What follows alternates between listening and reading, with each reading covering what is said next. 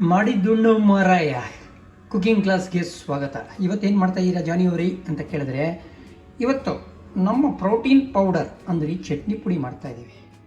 ನಮಗೆ protein powder ಯಾವುದಪ್ಪ ಅಂದರೆ ಅದು ಚಟ್ನಿ ಪುಡಿ ಅಂತ ಹೇಳೋಕ್ಕೆ ಇಷ್ಟಪಡ್ತೀನಿ. ಯಾಕಂದರೆ ಬೇಳೆನ ಯೂಸ್ ಮಾಡಿ ಕಡಲೆ ಬೀಜ ಕೂಡ ಆ್ಯಡ್ ಮಾಡಿದ್ದೀನಿ. ಆಮೇಲೆ ಅಬ್ಸರ್ವ್ ಮಾಡಿ ಸ್ವಲ್ಪ ಗೋಡಂಬಿ ಕೂಡ ಶಾಸ್ತ್ರಕ್ಕೆ ಉದುರಿಸಿದ ಒಂಚೂರು ಒಣ ದ್ರಾಕ್ಷಿ ಕೂಡ ಕಾಣ್ತಾ ಇದೆ. ಇದನ್ನು ತುಪ್ಪದಲ್ಲಿ ಹುರ್ಕೊಂಡಿದ್ದೀನಿ. ಹುರಿಯುವಾಗ ಒಂದು ಸ್ವಲ್ಪ ಅರಿಶಿನ ಹಾಕಿದ್ದೀನಿ. ಆಮೇಲೆ ಇಂಗು, ತೆಂಗು ಕೂಡ ಬೀಳಬೇಕಾಗಿತ್ತು, ಬಟ್ ನನ್ನ ಹತ್ರ ಒಣ ಕೊಬ್ಬರಿ ಇಲ್ಲದೆ ಇರೋದ್ರಿಂದ ಈಗ ಸದ್ಯಕ್ಕೆ ವಿತೌಟ್ ಒಣ ಕೊಬ್ಬರಿ ಒಣ ಚಟ್ನಿ ಪುಡಿ ಮಾಡ್ತಾಯಿದ್ದೀನಿ.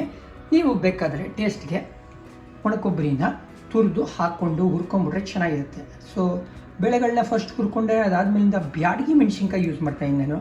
ಬ್ಯಾಡಗಿ ಮೆಣಸಿನ್ಕಾಯಿ ನಿಮಗೆಲ್ಲ ಗೊತ್ತಿರೋಂಗೆ ಜಾಸ್ತಿ ಖಾರ ಇರೋದಿಲ್ಲ, ಅದಕ್ಕೆ ಸ್ವಲ್ಪ ಜಾಸ್ತಿ ಹಾಕೀನಿ.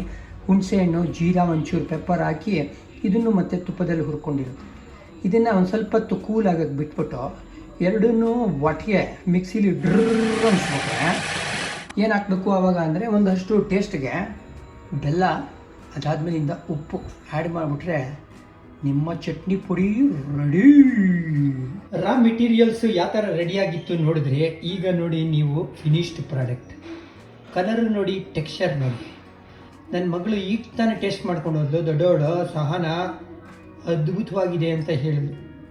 ಭಗವಂತನ ದಯೆ ಅಷ್ಟೇ, ನನ್ನ ಕೈವಾಡ ಏನೂ ಇಲ್ಲ. ಸೊ ಇದೇ ಥರ ರೆಸಿಪಿಗಳಿಗೆ ನೋಡ್ತಾ ಇರಿ ಜಾನಿಮೂರ್ತಿ ಚಾನಲ್. ನನ್ನ ಕುಕ್ಕಿಂಗ್ ಕ್ಲಾಸ್ ಹೆಸರು ಮಾಡಿದ್ದು ಮಾರಾಯ. ಇಂಟು ನಿಮ್ಮ ಜಾನಿ.